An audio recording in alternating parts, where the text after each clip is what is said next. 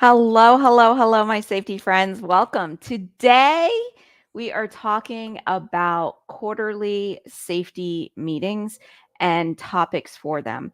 So, the question came in because I have been asking for questions, and somebody asked that they needed topics for quarterly safety meetings, and that brought up a whole bunch of stuff for me. So, that's what we're going to talk about today about planning your training matrix. And I'm looking at the question now. What type of topics should be included in quarterly safety meetings? About planning your safety matrix as well as other things. So, before we get started, if you don't know me, my name is Bri Sargent. I am a CSP and 27-year safety professional. I've spent the last decade training safety managers how to create programs that are effective and efficient and earn them a seat in the C-suite. So if you are interested in that kind of stuff, then make sure that you give me a subscribe and a follow. So I started something new last week where I'm going live pretty much every day. I missed yesterday because I had already done a live with my students yesterday. So if you are in Safety Management Academy, there you go. We do a live group coaching, office hours, Q&A session every single month. And that was yesterday. I believe our next one is going to be July 2nd, where I do it with all students. But that was an amazing session. We're just talking all about management support, especially when you work for a company that is family owned and run, and they don't see safety the same way as you do. And there are so many gaps in your program. How do you decide what you do first? And how do you actually get them to support what you're doing? So that was a great conversation. And I was just so busy afterwards. I could not get on here live. But every day I'm trying to come on at least every day during the week, and we're talking about a different topic that you want to hear about. So if you have a topic that you would like me to cover, make sure that you email me at bri@thesafetygeek.com. And if you could put AMA in the subject line, it kind of lets me and my team know that this is for the live stream, and then we put it in a different place. That way I can track whether or not I've talked about it and all of that good stuff. So I am here to answer any of your safety management support questions, your employee engagement questions, creating a safety culture, becoming a safety influencer, and earning your seat in that C-suite. So safety leadership. I am not your guru for regulations, even though I do know them pretty well, but I just kind of feel regulations vary by industry, state, country, all of that. But one thing that we all have in common is the fact that we are overworked, we are underpaid, we are under-resourced, and everything gets dumped in our lap. So how do we handle it? And that is what I'd like to help you with. I've built safety programs from the ground up, from nothing to VPP multiple times. VPP is the Voluntary Protection Program with OSHA. It's very similar to the ISO 45001, if you're interested in what that means. But it is a world-class safety program. And I have gone from a safety clerk all the way up to the director of safety of multiple locations. I've been a regional safety manager, and I did all of that without a college degree. Give me 1 second. I now know what time it is because my robot vacuum just started to go. And we are going to remove that background noise. There we go. It's 1 o'clock because at 1 o'clock every day, the robot starts. Anyway, so today, what we wanted to talk about was quarterly safety meetings. Umar's asking, what is safety? If you don't know what safety is, then I have a feeling you were in the wrong live stream, Umar. um, anyway, so today we are talking about what is safety, or no, what is safety? What topics should we talk about in the quarterly safety meetings? So my first question is, why are we only doing these meetings quarterly? Come on. So there are a lot of organizations out there that do not give the safety team, the manager, the director, whoever, time to do training. And I actually have so many thoughts on this. So let's just say that you are the one doing the training. I don't think that we should be the ones doing the safety training. And there are different kinds of safety meetings. So I'm assuming that in this question, the meeting that the person is referring to is an employee training meeting. because most of the time when you're referring to an executive advisory committee or you're referring to a manager's meeting, you don't call it a safety meeting. Even an incident review meeting, you don't call it a safety meeting. So I'm assuming that this is a safety training that they're talking about. And I honestly, in my world, I teach that safety should not be the one doing the training. And that could be a whole nother conversation.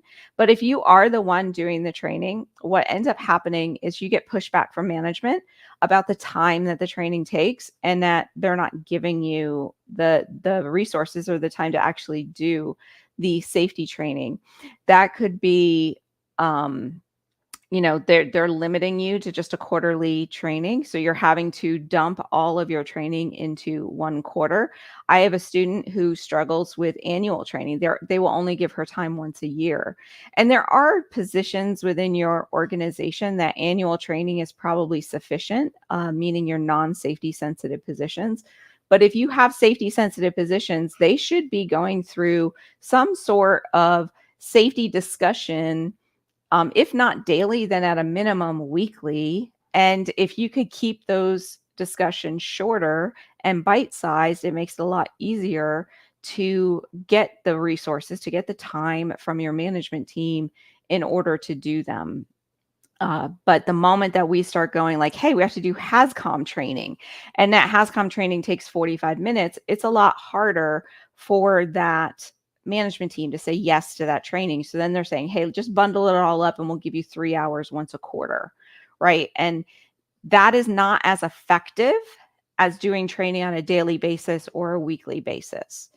You are getting your check mark. You're getting your check mark saying, yes, I've done it, right? Because some programs do require that you do training prior to entering the work environment, but also on a refresher basis based on what you've observed and what if there have been changes.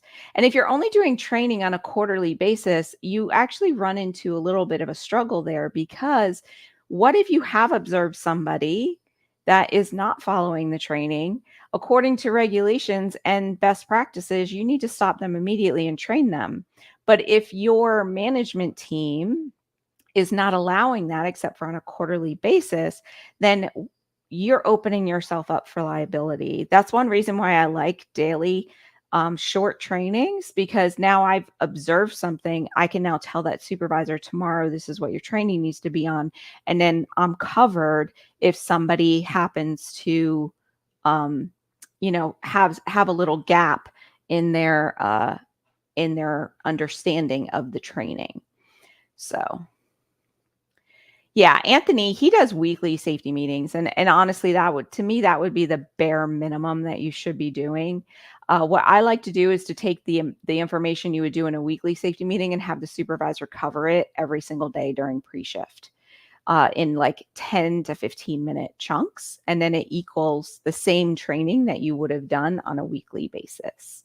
But yeah, weekly, Anthony, is our bare minimum that I believe should be done, because safety is so important in the organization as a whole, because we add to that bottom line, right? Like, we're helping them make money and we are a profit center. But in order for us to make that profit, we need to be touching those employees with safety on a regular basis. And it changes your culture, because when you're doing it on a regular basis, I'm sorry, so many distractions around here. When you're doing your training on a regular basis, it internalizes that information. It makes it to be like, this is how we do business. This is important to the company. It's coming from your frontline supervisor, so their boss is telling them to do these things. It's much more impactful than a quarterly or an annual training. Now, going back to the question that came in that said what topics should be covered, basically what you want to do is create a training matrix. And I have an article. I think I can post the link. Yeah. See if that posts. So here's a link to an article. And within that article, there is a way for you to download a safety program and training matrix. And basically what I do is I take every regulation and everything that my people need to be trained on, and I list it out. And then I pull out a 2-year calendar or I create a 2-year calendar in Excel. And I go, every month, what topic are we going to cover? And I try to fit it all in there. Now, there are some things that are going to take more than a month to get everybody covered on. So, like, let's say you're doing lockout, tag out evaluations. That may take a little bit longer than 1 month if you've got 3,000 machines, because once a year you do have to evaluate the procedures and the authorized individuals. So spreading that out over 2 or 3 months and creating like, hey, this is our lockout tag out window that we're going to do this, that may work better. Here, let me pop that in there so that way you guys can see. That's the link. Some things might have to like forklift annual or forklift evaluations or forklift retraining. That has to be done every 3 years. I do mine every 2 years, just so that way I am making sure nobody ever expires. And then I am not limiting when that training is going to be based on their certification expiration date. If I do it every 2 years, then I know that they're good. So I take all of those topics and I throw it into this training matrix on a monthly basis. So even though I say the meetings should be done daily or weekly, what we do is we take the topics for those months and then we break it down into daily or weekly topics that are taught. So if you're going back to hazard communication, instead of doing a monthly training on hazard communication that lasts 90 or 60 minutes, you can break it down into 4 15-minute trainings. And then by the end of the month, they've been covered on all of those things. So if you're only doing trainings on a quarterly basis, you would take this training in program calendar and just do like, what are all the topics for these 3 months? And that's what I can cover during the quarterly meeting. Another option, and this is something I actually would stand behind, is like, let's say that your supervisors are doing daily little tidbit of safety training during their pre-shift meetings or post-shift meetings or pre-shift inspections or something, and they're grabbing employees and they're training those employees on a daily basis. And then on a quarterly basis, you do your big stuff. Maybe it's your first aid CPR training. Maybe it is your lockout tagout evaluations. Maybe it is your forklift evaluations. And then you do that on a quarterly basis. Or on a quarterly basis, you have an actual safety meeting and not a safety training. And you talk about like a town hall as to what is the state of safety for your organization. And you share, your leading indicators, your lagging indicators, your continuous improvement goals. You share what has been reported to you and what you did as a company. And then it becomes this more of like, as a team, let's get together and talk about how we're doing when it comes in the terms of safety. I think that should be done with your management team on a weekly and monthly basis based on the cadence of whether it's an executive advisory committee, whether it is a manager's meeting, whether it is an incident review meeting. If you don't do any of those, then check out Safety Management Academy, because that's what I teach inside of there. But on a quarterly basis, it's a really good idea to do that with your employees as well. Yeah. So I can't pronounce that name. I'm sorry. You're asking where you receive the training matrix. So I popped the link in the chat. So you should be able to go through your chat and then find the link and click on it. But here it is right here. And if you scroll down that page, it says click here to download the training matrix. You'll put in your email address. It'll send you a link to the all access page, and the all access resource page has about 50 different items on it, and it's within that page. So once you get that link, you'll be able to find it. And it's a 2-year calendar of things that I did when I was a regional safety manager. So when I was over 39 locations and I needed to make sure that everyone was doing what they were supposed to be doing, it was much easier for us if everybody was focused on the same thing every single month. So that is where that calendar came from. So that's my thoughts on quarterly safety training. I know I've rambled on a little bit. If anybody has any questions, you're welcome to post them in the chat. And if you have anything else that you want me to talk about on these live streams, then you are also welcome to post that in the chat as well on any of the videos. We do get a notification of that, and we will add it into our queue. So that way we definitely talk about it. I really love seeing the questions come in, because then I see where you guys are struggling and where I can pop in and I can help you with that. So definitely let me know.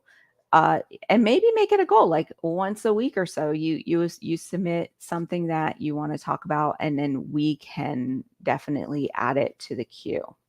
But just to recap, topics for quarterly safety meetings.